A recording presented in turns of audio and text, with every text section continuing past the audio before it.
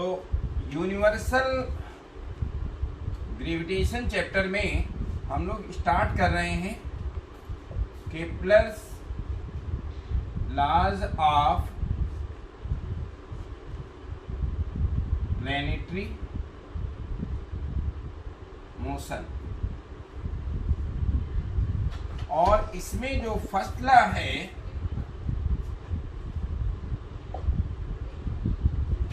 तो first law जो है वो है all the planets revolve around the sun in elliptical orbit and sun is at one of its foci.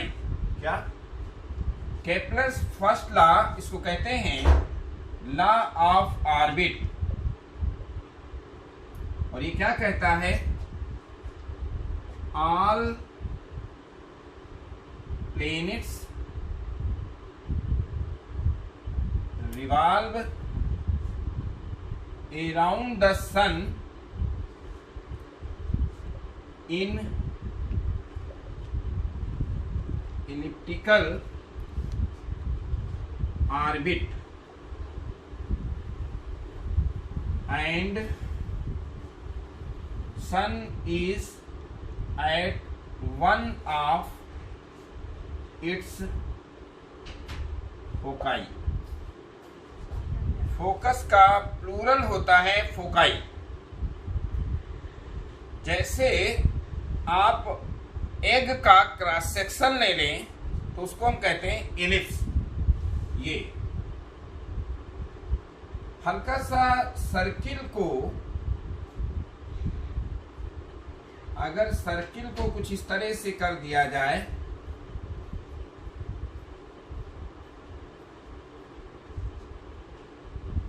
इस तरह से शेप ले लिया जाए तो हम इसे कहते हैं इलिप्स। इलिप्स में ये सेंटर होता है और इसमें दो फोकस होते हैं। इलिप्स में दो फोकस होते हैं लेकिन सन एक ही है। दो होते तो दोनों पर होता, तो एक ही फोकस पर सन होता है। और जितने भी प्लैनेट्स होंगे वो around the sun elliptical orbit में इस तरह से रिवॉल्व करते हैं कि उसमें सन जो हो उस इलिप्टिकल ऑर्बिट के एक फोकस पर हो। तो इसको हम लिख रहे हैं all the planets revolve around the sun in elliptical orbit and sun is at one of its foci.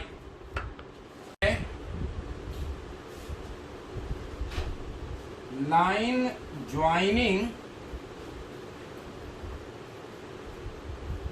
क्या line joining planet to the sun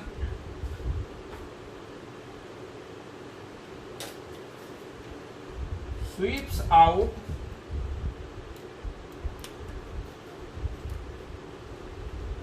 equal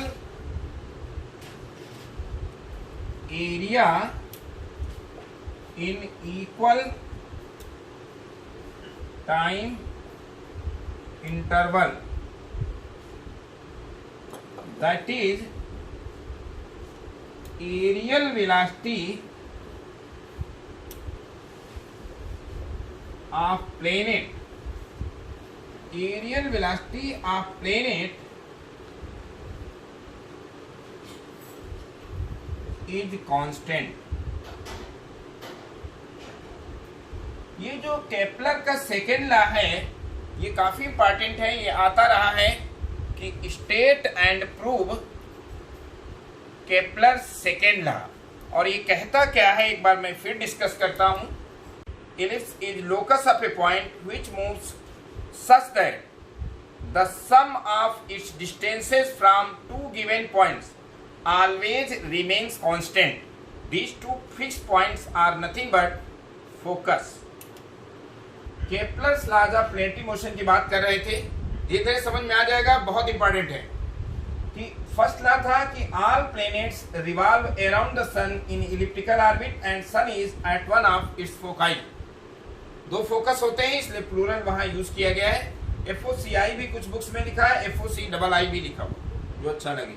double कर दो, दो ज्यादा दे दो, कम मत।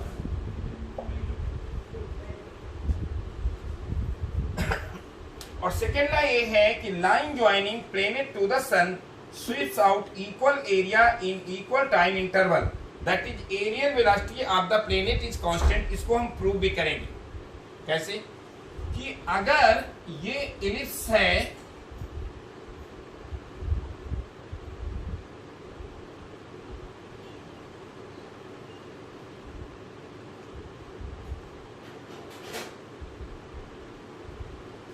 इस तरह से ये इलिप्टिकल ऑर्बिट है, और इस इलिप्टिकल ऑर्बिट में इस तरह से इसको ट्रांसवर्स, इसको सॉरी मेजर एक्सिस बोलते हैं, इसको माइनर एक्सिस बोलते हैं। और इस पॉइंट पर ये फोकस है। जो ये पाथ हमने बनाया हुआ है, इस पाथ पर प्लेनेट मूव कर रहा है।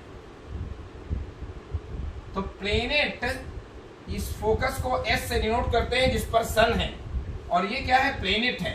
तो प्लेनेट इस तरह से मूव कर रहा है कि line joining planet to the sun sweeps out equal area in equal time interval. मान लीजिए कि डेल्टा टी टाइम में ये एरिया स्वीप की है line joining planet to the sun, और अगले डेल्टा टी टाइम में ये एरिया स्वीप किया है। तो जैसे delta S upon delta t आपने लीनियर वेलोसिटी पढ़ रखा है, इसी तरीके से delta A upon delta t जो है वो एरियल वेलोसिटी होगी।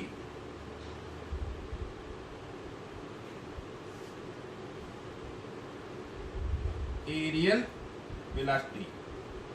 तो क्या कहता है सेकेंड ला कि लाइन ज्वाइनिंग प्लेनेट, ये प्लेनेट है, line joining planet to the sun sweeps out equal area in equal time interval, that is areal velocity of the planet is constant. हैं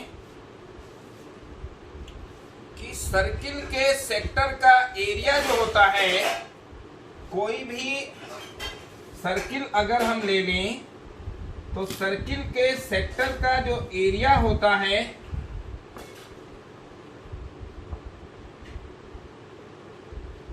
वो एरिया अगर रेडियस r है और ये angle है delta theta, तो आपको याद है कि ये जो एरिया होता है डेल्टा A, ये 1/2 r square into delta theta होता है। ये एग्री करते हैं या नहीं करते हैं? और ये मान रहे हैं कि ये एंगल डेल्टा थीटा है, और P1 और P2 बहुत क्लोज पॉइंट हैं। यहाँ पर टाइम लगा डेल्टा t, तो मैं ये कहता हूं कि ये सेक्टर का जो एरिया होगा 1/2 r स्क्वायर डेल्टा थीटा होगा। ये एग्री करते हैं? अब आप देखिए delta A upon delta t, ये क्या होगा? 1/2m, mr स्क्वायर को आप i लिख सकते हैं, और delta theta upon delta t को ओमेगा लिख सकते हैं। तो delta A upon delta t ये i ओमेगा l हो जाएगा एंगुलर मोमेंटम। जैसे लीनियर मोमेंटम pmv होता है, तो l हो जाएगा i ओमेगा। ये बात आपको समझ में आई है या नहीं आई है? कांस्टेंट है और 2 भी कांस्टेंट है। तो क्या आप एग्री करते हैं कि delta A upon delta t that is areal velocity of the planet is constant? Point Kepler के थर्ड लॉ की।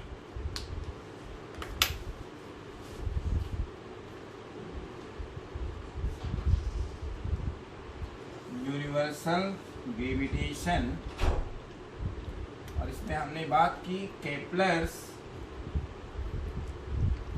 Laws of planetary motion. First law हमने बात कर लिया आपसे, क्या कि all the planets revolve around the sun in elliptical orbit and sun is at one of its foci. Second law है aerial velocity of the planet is constant. That is, line joining planet to the sun sweeps out equal area in equal time interval. Delta A upon delta T हम लोगों ने prove किया L upon 2m which is a constant. और third law है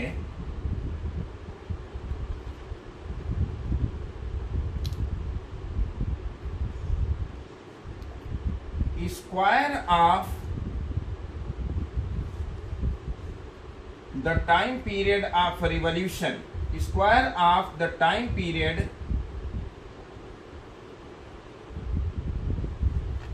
of revolution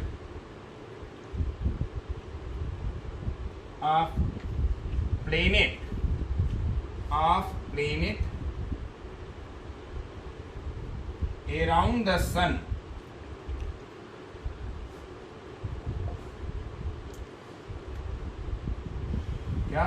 square of the time period of revolution of planet around the sun is directly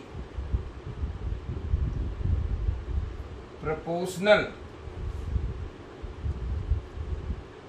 to the mean distance to the cube of mean distance. To the cube of mean distance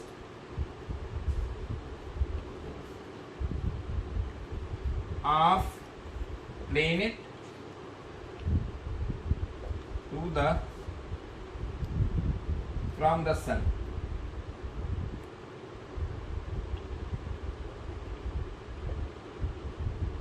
That is, T square is directly proportional to r cube. That is, T square is k r cube.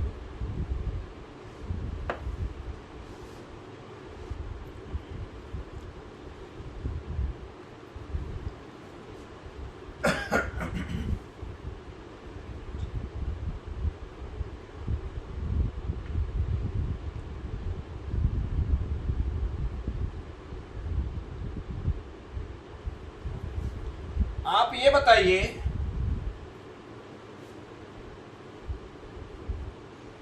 कि ये जो distance है, जो ये horizontal distance है, एक cross point बने हुए हैं, और ये जो वर्टिकल डिस्टेंस है, क्या आप को ये दोनों इक्वल लग रही हैं या अलग अलग लग रही हैं? क्या कहते हैं? Major axis.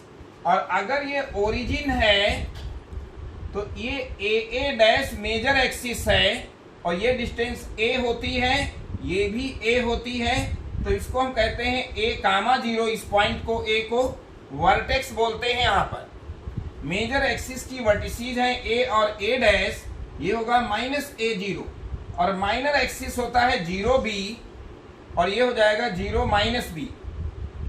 ये जो डिस्टेंस होती है टोटल 2b होती है माइनर एक्सिस की लेंथ, और मेजर एक्सिस की लेंथ होती है 2a. और a को हम कहते हैं, a को कहेंगे सेमी मेजर एक्सिस, और b को कहेंगे सेमी माइनर एक्सिस. तो क्वेश्चन ये आया है कि इस क्वेश्चन इस तरह से आईटी में पूछा गया है, square of the time period of revolution is directly proportional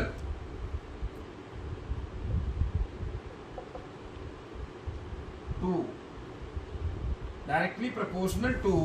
आपको फर्स्ट ऑप्शन दिया हुआ है कि t square is directly proportional to a cube, और सेकेंड ऑप्शन दिया है t square is directly proportional to b cube, और सी ऑप्शन दिया है t square is directly proportional to a plus b by 2 का होल क्यूब, और d option है none of these.